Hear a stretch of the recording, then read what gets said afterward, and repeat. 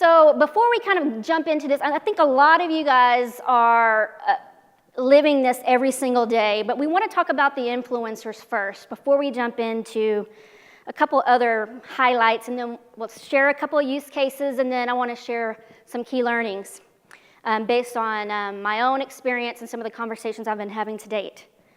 So we have kind of four primary pillars around the Smart Cities for Good in terms of influencers, and then to your left, you'll see the 5 pillars. The 5 pillars are really more around what are we really focusing on when we talk about smart cities.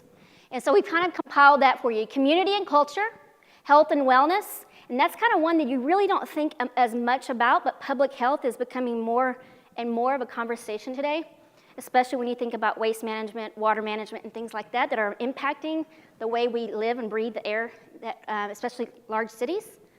Work and economy. So cities are extremely competitive today.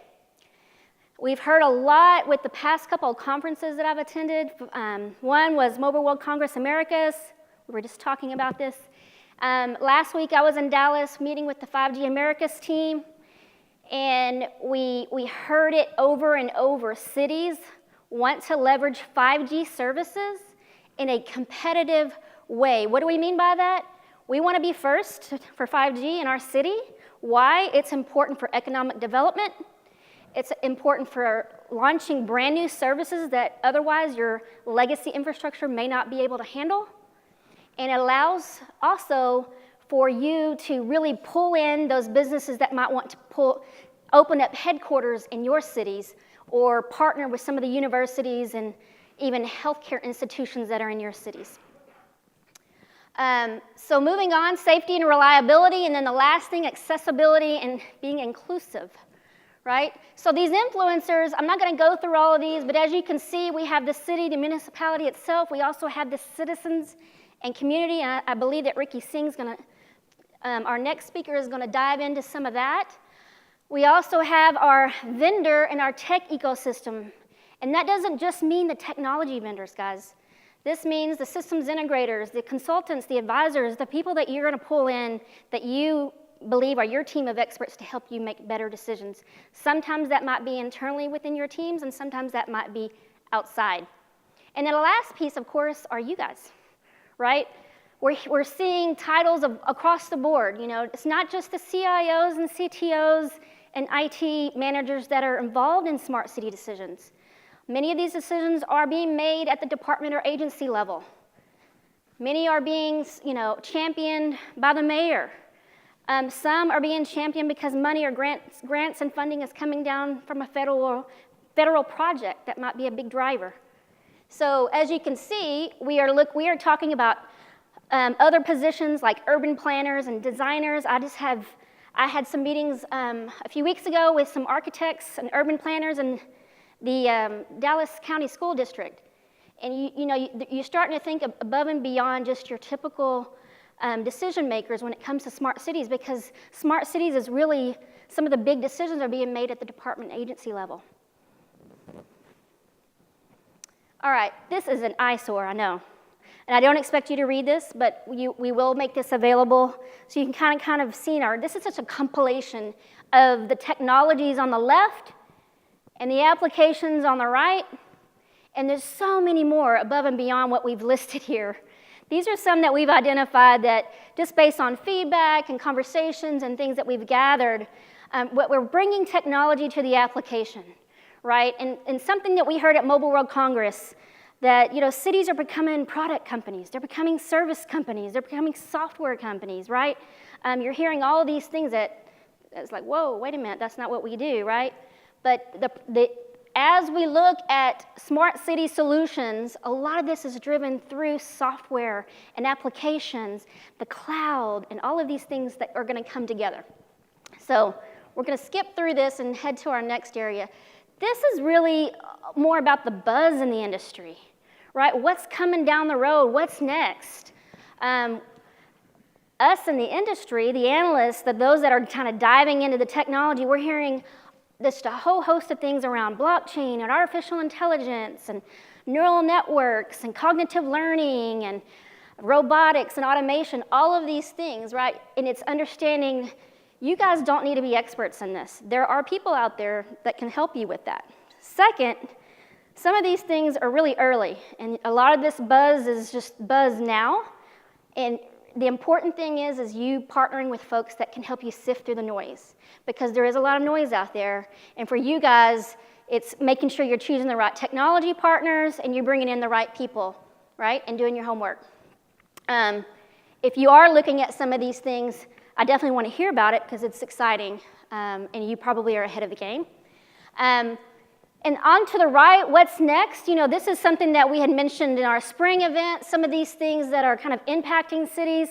I think when we talk about aviation, college campuses, transportation, routing and traffic management, all these things, some of these things to the right are going to be part of that technology solution. This is not an event to dive into the technology architecture of some of this, but I want you to be aware of what some of these pieces are and how they're going to come together. Okay, well, go back. Well, didn't bring in all my text here, but just a little bit. I'm just going to skip this one. Essentially what we have here, maybe I can pull it in from here. I wanted to talk about some use cases. I know the first one was integrated roadways. They are doing some interesting things in Colorado around what they call a smart pavement. And the smart pavement, I don't know if you've heard of this. This is what we hear on a day-to-day basis. A lot of pilots, a lot of small projects, but maybe it's a mile, right? Maybe it's just a corridor. Maybe it's just a one city block where we're seeing this being implemented. But these are use cases that we're learning from, that we're hearing from what's working, what's not. We're hearing about how did they fund this. We're hearing about the public-private partnerships that are in place to really get these projects moving. In this particular instance, oh, there it goes. In this particular instance, the sensor systems are buried in the pavement, and they're going to be collecting all kinds of data. And they're going to be sharing that data with the Department of Transportation and learning from that data. I think more importantly, it's not just about the sensors and what's happening in the roadway, but what are they going to do with the data? And that's what we're going to learn more about as they kind of dive into this. So that one's early. Smart parking, if you've heard of Parkify, they're doing some really interesting things with the University of Berkeley, California, Berkeley. They're leveraging technology to essentially some automation solutions around campus parking. They're using sensor systems to help guide people to where they need to park, and they're using the apps as well. So if you're going to the campus, if you're a visitor or a student, think about it. What's the number one reason why we have such horrible traffic and congestion? You hear it and we see it all the time. We're looking for parking, right? Something as simple as parking is causing massive, congestion in the city. This is just a sample here, right on a campus of how they're really routing that traffic. Be more intelligent and getting folks to the right spot efficiently. A couple other examples, I'll jump to the back to smart traffic.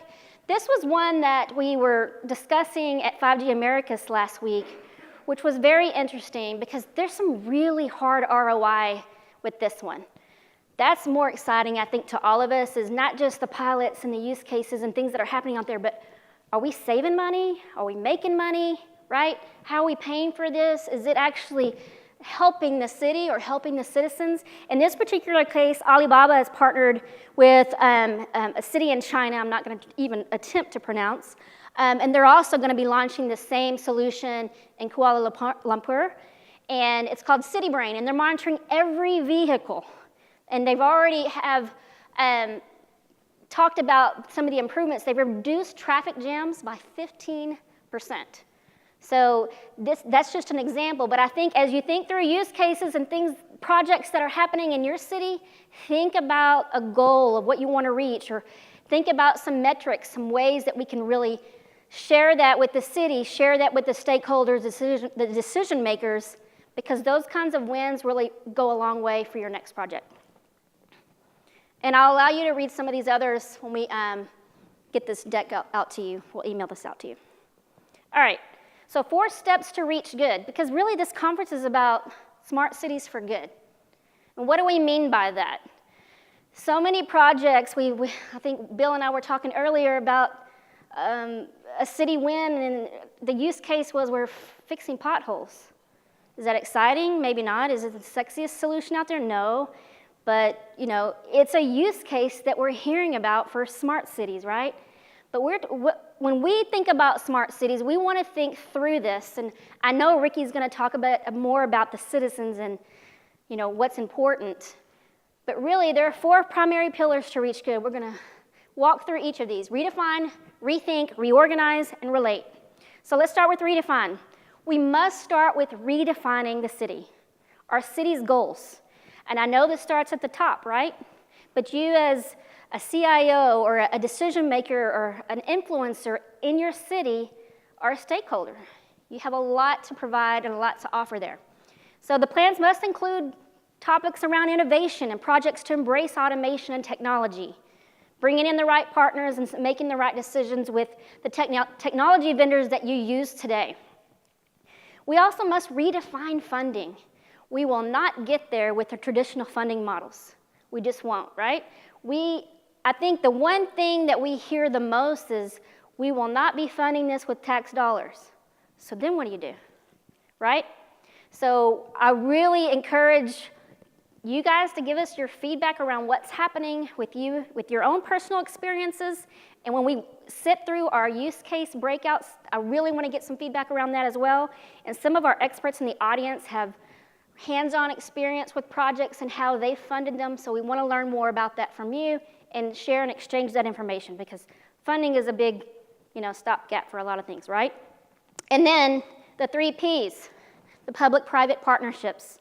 We have to embrace that. And I think that we're going to be diving more and more into that as we go throughout the 2.5 days here at IoT 6. And then lastly, evaluate the entire ecosystem. We can leverage with what can we leverage with our existing technology, right, that we have in place? What is going to stop us from scaling? What is going to stop us from implementing projects in our city? And what's going to stop us, right? And I think that one of the hard issues with cities is legacy infrastructure, old technology. We don't have the funds to really upgrade. We put off upgrades for the past 3 years. It's a lower priority. What do we do? All right, next, rethink. We have to throw out the legacy and antiquated thinking. We need to think very differently about cities. Smart cities is really more about solving problems, solving issues, helping your citizens, improving your constituents' experiences in your city, whether that's traffic, the digital services that you provide, getting from point A to point B, alleviating some of the issues that come in when we have a large event in the city. And I also want us to think above and beyond cities. This is not just a city discussion. This is rural communities, smaller townships, right? I often hear that when we dive into smart cities that it's all about what I call the NFL cities, and it's not.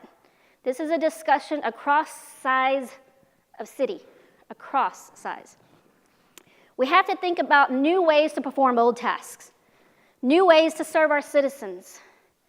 And just like the Ubers of the world, and I hear that almost in every keynote or presentation, I think the big model is it's a new way of thinking, a new service that we might launch for our citizens and a new way of serving our citizens. We also must focus on health, sustainable practices, right? We do see funding coming in to make the city green. We do have goals for sustainability. We do know that that's coming from the top, right? There are clear mandates around that. There also are clear funding mechanisms around that. We might have to get creative to pull some of our projects that really focus more around sustainability, becoming green, reducing our carbon footprint. Next, reorganize. Cities are becoming software. They're application-centric, right? We are adopting software tools in the workplace for our citizens. We are new ways to payments that we're collecting, payments on city services. It's all changing. The developer community is where it's at. Where do I personally learn a lot about what's coming through the pipeline, what's next, what's innovative, what's the next big automation that's happening? It's through our startup community. It's through our developers. These guys are so creative.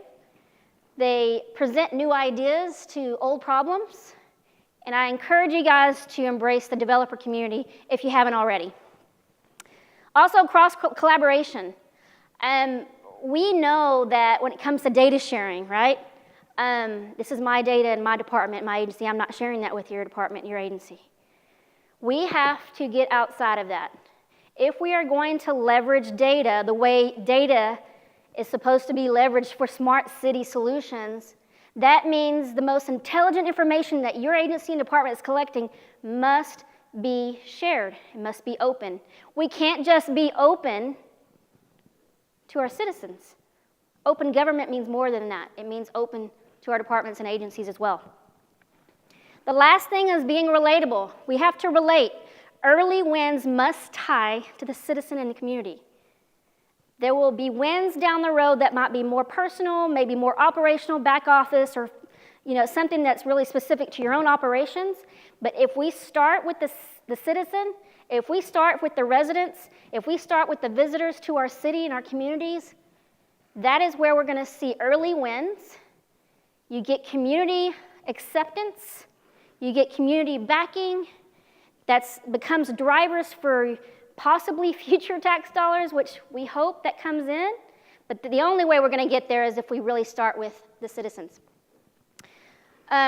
If you start without citizens and the residents in front, you will not find many successes. We also find that some of the most common issues, challenges, and problems your community is facing, we have to learn more about those, right? Because if we know about those lists of common issues, those challenges, and we pull that feedback, there are platforms out there that are doing this for free today, where you're gathering feedback from your constituents. You're gathering feedback from your community, and ding, ding, that gives you a great amount of ideas that might be very specific to the area that you're focused on for your city or to support with different departments and agencies. So we have to start solving problems now, and the future is now. So lastly, what can we do? The future is now.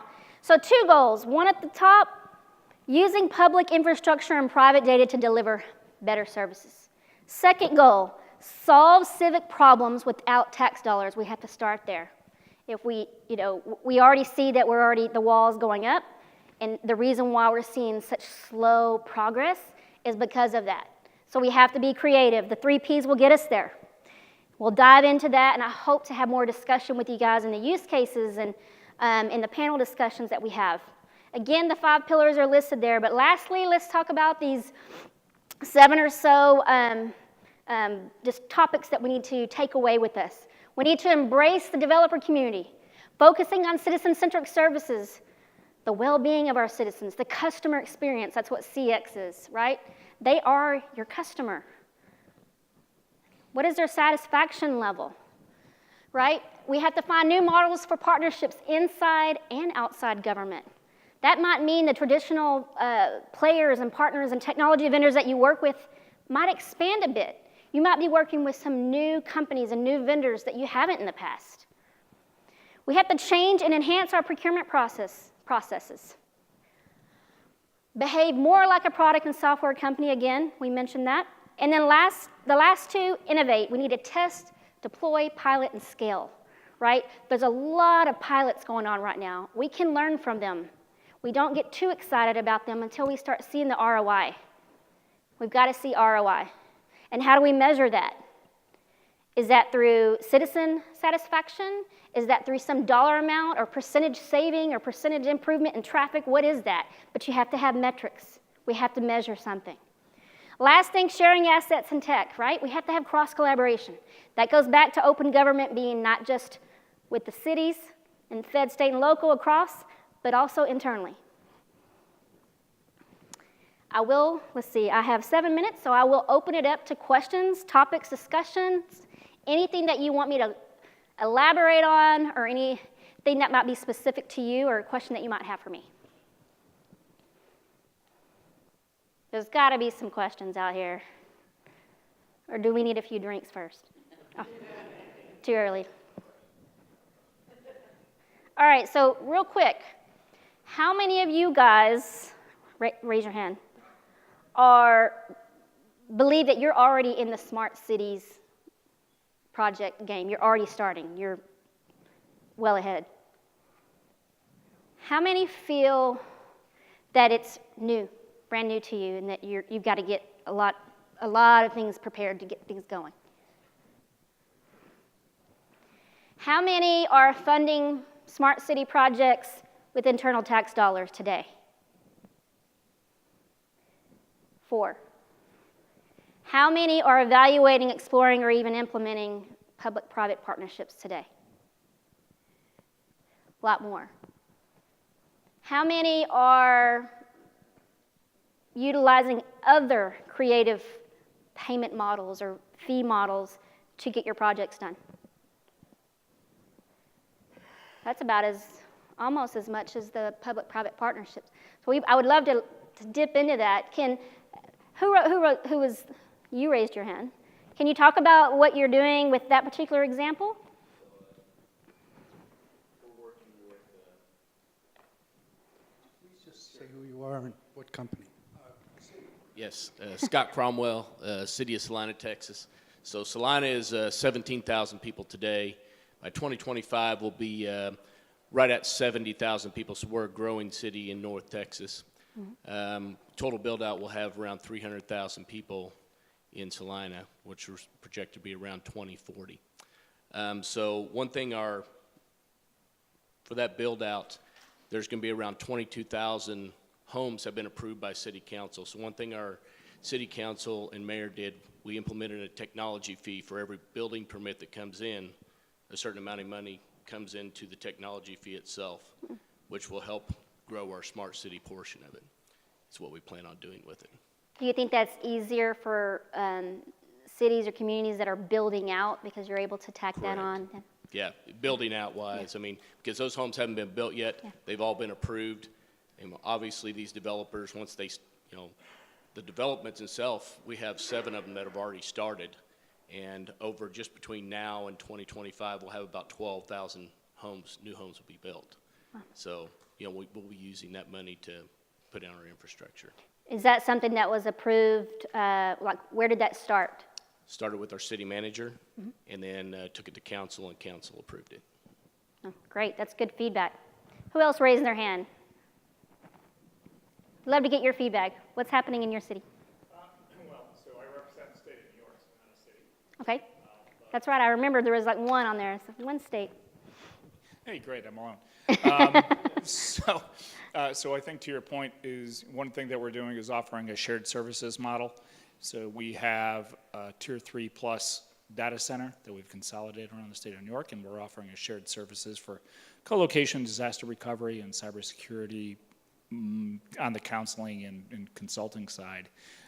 So that's really where we're going. And many, within the state of New York, there are 57 counties plus the city of New York, which have been connected to the state for 20 years.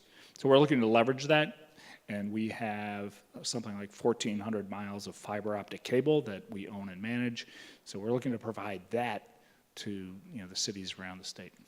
So your own infrastructure and providing technology services, using that revenue for other projects, or how does that work? Well, so we have a revenue model, but we're looking to basically just cover the costs. So the state of New York is not looking to make money for co-location in particular. So we have an MOU that's been drafted with a cost-sharing model, and again, we're not looking to make money, but just to cover the costs. Right. That's good feedback. Who else? There's someone back here. There we go.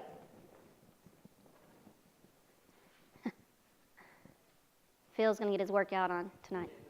Thanks, Bill. Tim Grizzle with the County of Los Angeles, the Office of the Assessor. So we only have 58 counties in California, but Los Angeles is a city unto itself, or a county unto itself, or a state in many measures. What we've done is we're building a new generation of property tax assessment. So California, because of legislation, has very unique taxation models. So you can pass your property on to a child and there's no tax bump. So it's very convoluted. I can't build a solution and sell it to New York State or New York City or Miami or Dallas or Denver or anywhere else in the country. So we really had to shop around. So what we did is look at 160 different solutions that were market available, COTS. We talked to the other 57 counties in the state, decided we had to build our own, partnered with an outside agency, got the Board of Supervisors of the county to approve it, $100 million, about 7-year project. We're just starting phase 3, so this is where the 100 and some apps that go back 20, 30, 40 plus years, legacy-wise, are being replaced wholesale.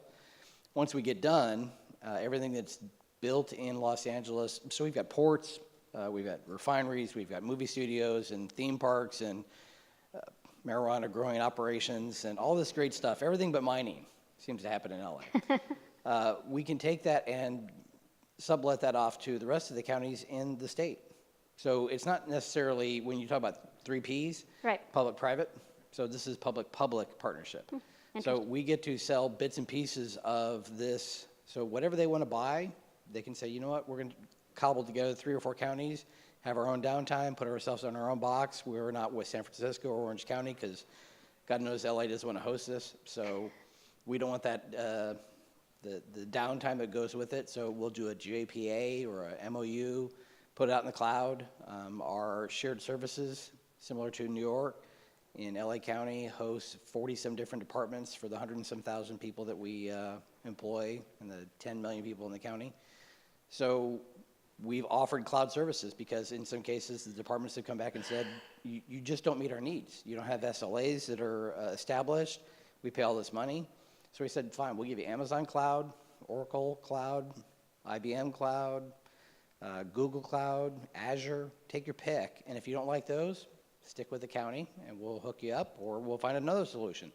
So we're trying to look at all the different alternatives that are out there and hopefully we'll get half of our $100-some million back for just building the assessor's portion, but then we also help out all the other counties up and down the state with bits and pieces or a holistic approach for them for property assessment, audit control, and treasurer tax collector style activities.